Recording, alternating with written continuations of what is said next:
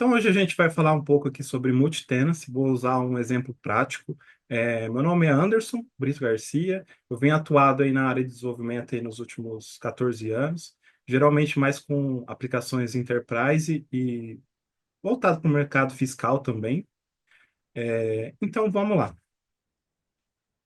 Um pequeno resumo do que a gente vai estar apresentando aqui. Eu vou falar um pouco sobre o que é, né, um pouco do conceito e analogia, o porquê adotar alguns pontos chaves e quais estratégias mais conhecidas ali, as vantagens delas e as desvantagens também. Eu vou mostrar um caso de uso, bem simples aqui para a gente estar abordando, e depois a conclusão. Primeiro, o que é? Multitenancy, quando a gente fala de aplicação multitenant, né, nada mais que é uma arquitetura e é uma única instância de software para servir múltiplos clientes, com isolamento lógico de dados. Aqui a comparação mais conhecida, a gente não podia fugir, é do prédio, né? Então aqui um único prédio seria a nossa instância de software ali, abrigando diferentes famílias, isso seria os tenants, com vários membros, seriam os usuários, né? Em apartamentos separados, isolamento lógico. E eles compartilhando toda uma infraestrutura, como telhados, encanamentos, que seria a estrutura compartilhada. E o porquê adotar? Bom, eu trouxe dois pontos aqui que geralmente são os pontos que mais chamam a atenção para o pessoal. Primeiro, a redução de custos, esforço operacional, né? Uma vez que a gente vai trabalhar com o menor número de instâncias, né? Então você vai ter menos coisas para monitorar, fazer backup e atualização, né? E a parte do onboard simplificado, né? Muitas empresas hoje trazem uma questão de crescimento, falam assim, gostaria de adquirir novos clientes, crescer exponencialmente.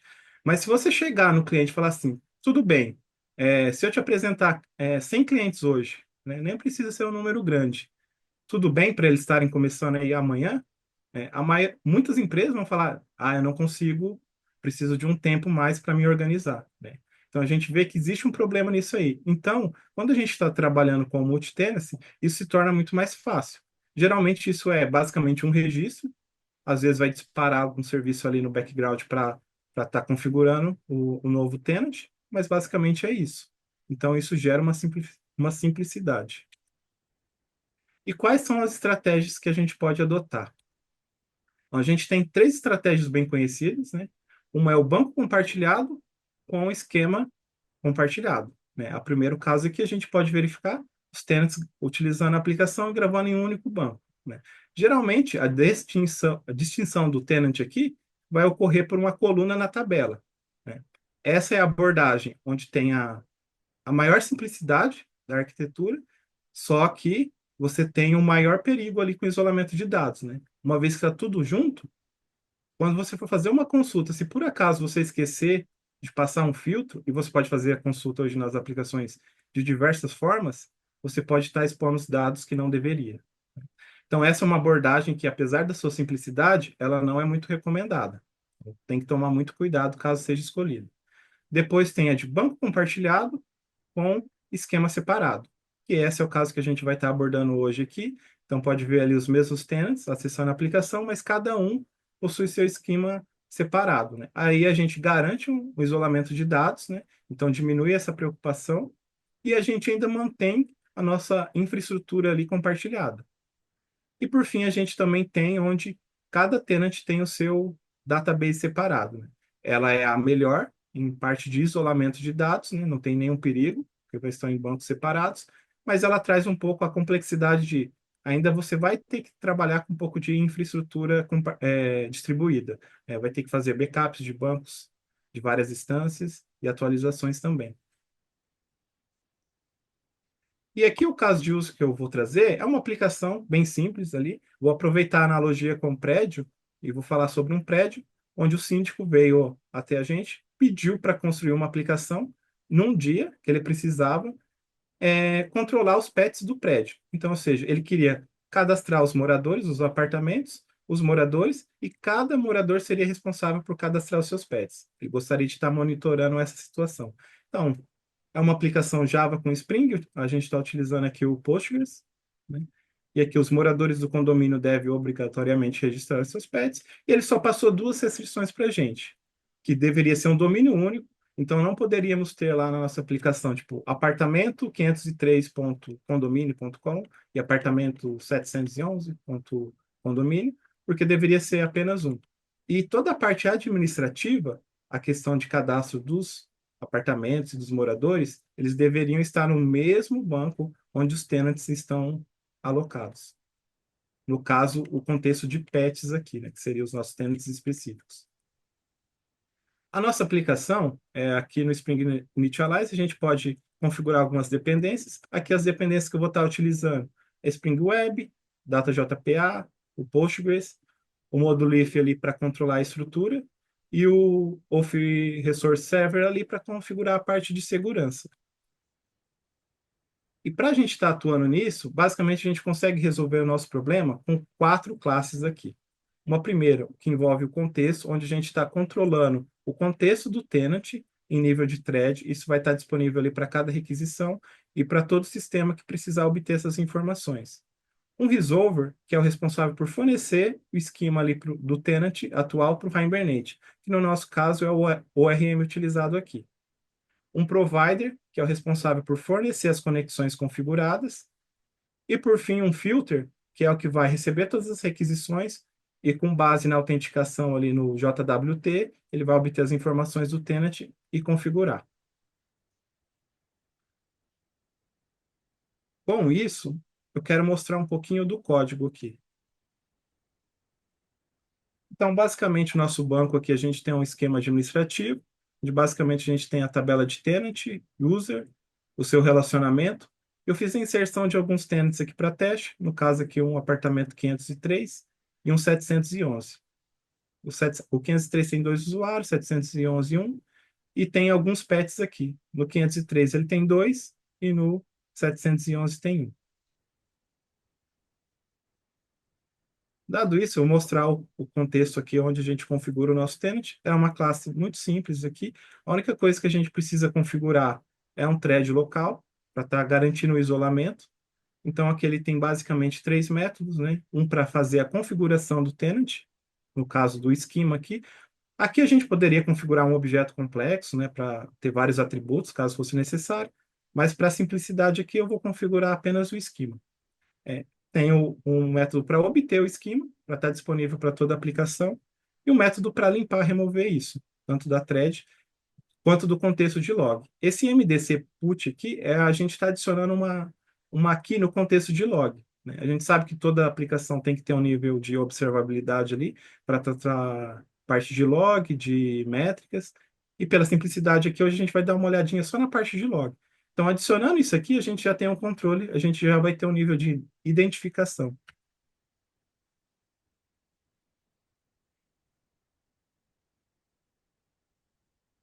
O resolver, ele é um componente do Spring, então a gente precisa anotar ele como @component, ele está disponível para ser feita a injeção dele, né? Então, aqui, basicamente, a gente só tem que implementar duas interfaces, né?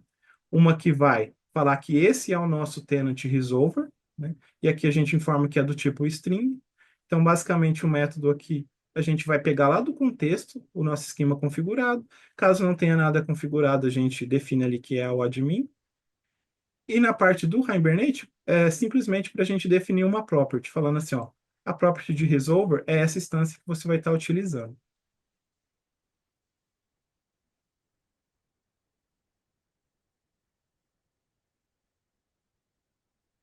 Depois a gente tem um provider que segue um caminho semelhante ao resolver. A gente também implementa duas classes aqui, a do Hibernate Properties também. A gente precisa informar, só que aqui a gente está informando que é o multitenant, o provider. E a instância que vai ser usada é essa. E a implementação aqui que a gente tem que fazer, basicamente a gente tem um data source, né? Para qualquer conexão iniciada, a gente inicia com o admin, mas a gente possui um método aqui onde pode ser informado o esquema, e a partir daí ele vai obter uma conexão e configurar esse esquema. Então, nesse momento, a gente já tem toda a parte configurada, só que agora a gente precisa fazer o vínculo com o nosso usuário, né? Então, aí é onde que entra o nosso filter. Aqui, basicamente, a gente estende de um filter padrão do Spring e a gente tem que implementar um método aqui, sobrescrever, na verdade, né?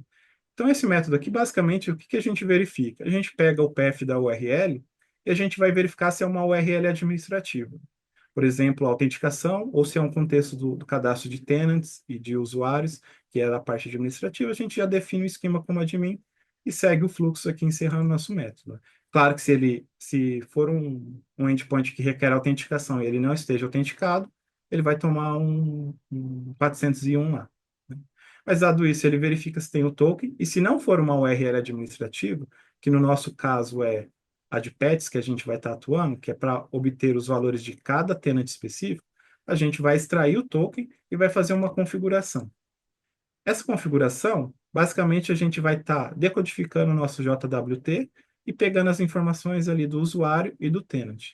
A partir daí, a gente consulta o nosso tenant, para saber se ele existe na nossa base, e se o usuário ele está vinculado a esse tenant também. Caso tudo esteja ok, a gente vai configurar o esquema. E a partir daqui, então ele já tem a conexão com o banco, então toda a request aqui, ele já está direcionando para o esquema específico. Só dar uma pincelada aqui na parte do config, né? A parte de autenticação, a gente possui aqui os endpoints permitidos, né? Ele está fazendo a autenticação por JWT. E basicamente a gente adiciona um filtro aqui, definindo que esse vai ser o primeiro filtro a ser executado, o nosso filtro, né? Antes de qualquer outra verificação. E por fim, eu tenho um filtro que é apenas para remover esse tenant do contexto. Quando a nossa request chegar ao fim, ele vai limpar esse tenant lá, tanto da memória quanto do contexto do log. Dado isso, eu vou acessar o nosso serviço aqui. Um serviço bem simples, então a gente tem aqui basicamente dois métodos para adotar um patch ou para listá-los, né? Aqui, a aplicação está configurada com o Swagger, dá tudo para ser feito pelo Swagger, a parte da autenticação, mas como eu vou querer mostrar aqui dois tenants ao mesmo tempo, eu vou acessar pelo Postman. Então aqui a gente pode ver, a aplicação já foi startada e a gente está no esquema admin nesse momento.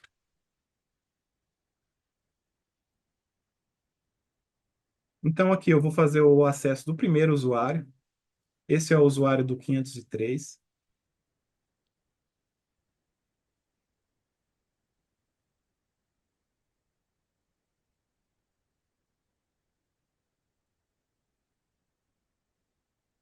Beleza, fiz a nossa requisição aqui, a gente obteve os pets do 503.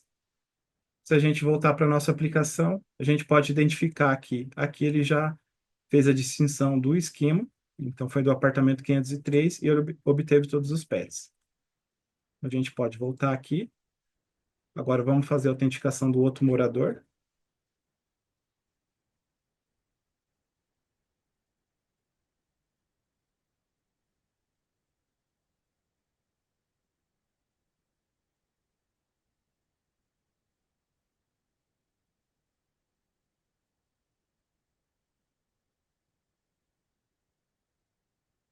Beleza. Morador do 711 tem o cachorro Roberval aqui. Então, se a gente tentar novamente acessar aqui, a gente vai ver que cada um está fazendo o seu direcionamento correto. Então, tudo bem, a gente cumpriu o que foi pedido. Nosso síndico chegou aqui e falou: ah, tudo bem, era isso mesmo que eu queria. E a gente entregou o código-fonte para ele. O que acontece é que o nosso síndico ele também está programando. Então ele resolveu dar uma mexidinha. O que acontece? Ele ficou sabendo de um tal de cache, que é uma coisa que visa otimizar muito a aplicação, deixar ela muito mais rápida. Então, a partir daí, ele foi lá e fez uma pequena alteração.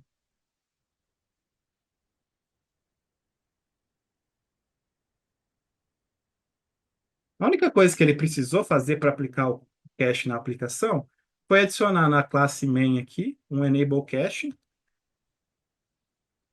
E na parte do serviço, anotar também como cashball e adicionar um values aqui. Deu o nome de pets. E ele foi lá executar a aplicação, todo feliz.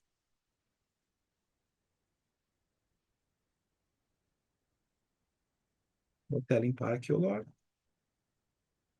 Aqui, como no Swagger a gente ainda está autorizado, né? Não vou fazer autorização de novo. Só vou consultar. Beleza. A gente obteve os nossos pets aqui do 503.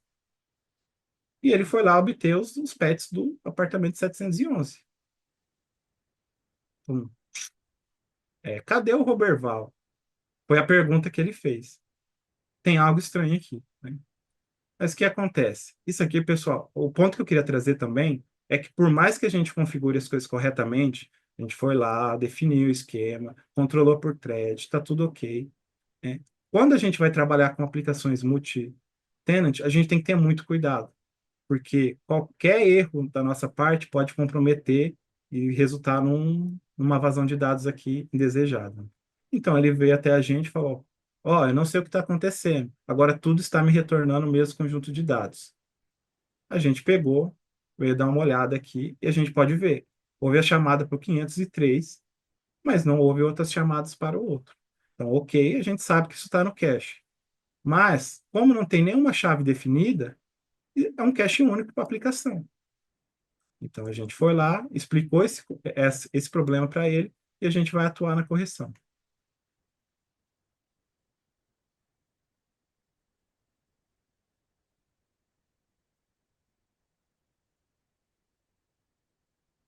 Basicamente, o que a gente tem que fazer é implementar um key generator aqui. A gente pegar aqui a nossa classe. Ele é muito simples, é um método que a gente precisa sobrescrever e a gente precisa definir o nosso esquema aqui. Então, agora ele está pegando do nosso contexto, nosso esquema.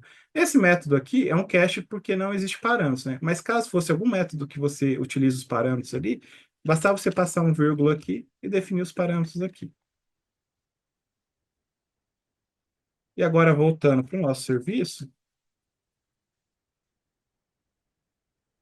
a gente precisa declarar o nome da instância aqui, porque ele vai fazer a injeção. É o nome da nossa classe lá, mas só lembrando que tem que ser a inicial minúsculo aqui. Então, vou voltar aqui para os nossos endpoints. Vou fazer a consulta novamente do 503, vou fazer até duas vezes aqui. A gente vê que teve uma chamada para o 503, apenas uma, então, ou seja, já está no cache. E se a gente for fazer a chamada para no 711, pronto, o Roberval apareceu, né? Então, eu posso chamar novamente aqui, tá ok. Se eu voltar para o 503, tudo ok. Então, agora, ele fez a chamada para cada um específico a primeira vez. Depois que ele foi encontrado no tenant, daí sim, ele devolve o cache responsável ali de cada tenant. Então, dessa forma, agora sim a nossa aplicação tem o cache e está controlada. Agora sim a gente está garantindo esse isolamento de dados. Isso aqui foi uma aplicação bem simples, né? A gente pode desenvolver, seguir avançando com ela em vários níveis, né? Até a parte de observabilidade. Mas hoje queria mostrar mesmo, é um exemplo bem simples para vocês, né? E acho que era isso. Gostaria de agradecer aqui a oportunidade. Deixei aí a questão do LinkedIn e Instagram, caso alguém gostaria de entrar em contato. E deixei a parte esse projeto lá também, se alguém quiser dar uma olhada, as partes que eu acabei não abordando, né? Com a parte de autenticação, mas está tudo lá. Seria isso, pessoal. Boa, Anderson, muito obrigado, cara, muito legal. É, pode mandar os links depois no chat ali para nós. Manda aqui, manda no chat do YouTube lá, por favor. Cara, uma pergunta, enquanto quem tiver pergunta pode mandar, a gente tem um tempinho aqui. Acho que eu tenho uma pergunta para ti. Pode falar um pouco mais da estratégia de multithread ali? Eu acabei não pegando ela toda assim, qual que é a ideia de separar por threads? Assim, E se porque tem algum vínculo com o esquema do banco também ou não? Como é que funciona? tem sim, aqui na parte do context, isso aqui é uma thread local, ou seja, então para cada request, ele vai ter sua própria configuração, seu próprio. Então, nunca uma requisição vai estar acessando essa thread de outra requisição. Então, isso aí a gente garante que não tem problema, tipo, requisições ao mesmo tempo estarem acessando, porque isso aqui vai ser um recurso estático, né? Que uma vez configurado vai estar disponível para toda a aplicação. Ah, a gente salva ele no contexto. Então, esse aqui é o esquema desse contexto aqui. Então, não tem chance de acessar o esquema de outro tenant, por exemplo, algo assim, né? É porque se fosse Ah, algo numa sessão onde a gente não controla ali pela thread, né? Isso poderia resultar em pessoa acessando dados de outro ali, configurando um claro. esquema. Não, legal. E outra que eu ia te perguntar. E as conexões no banco, como tu deu o exemplo do Postgres, né, com multi-esquema, o Postgres suporta ali o multi-esquema, tu pode ter o mesmo esquema e tu bota no início, né, seria, no teu caso ali, seria, sei lá, o apartamento, né, seria, Aham. Isso, e aí ponto, aí as tabelas. E abre várias conexões para o banco, cada thread abre uma conexão. Como seria uma estratégia assim para usar o banco?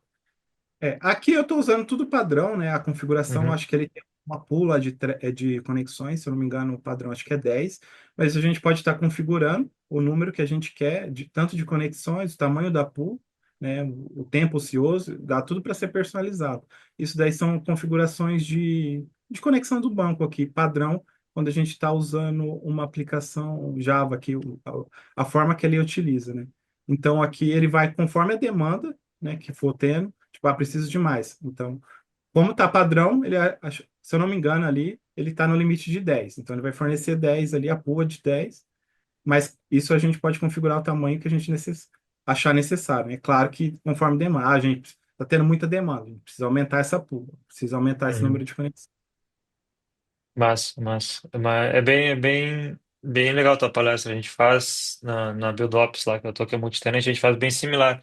Só que lá o banco de dados é um banco compartilhado para todos. Daí tem que ter muito cuidado, assim. A maioria tipo, nossos repositórios, todas as classes que acessam o banco, normalmente a gente tem uma padrão que sempre seta um tenant ID tipo, em todas as queries, todo tipo de acesso ao banco, e aí sempre usa aquele lá por proteção, né?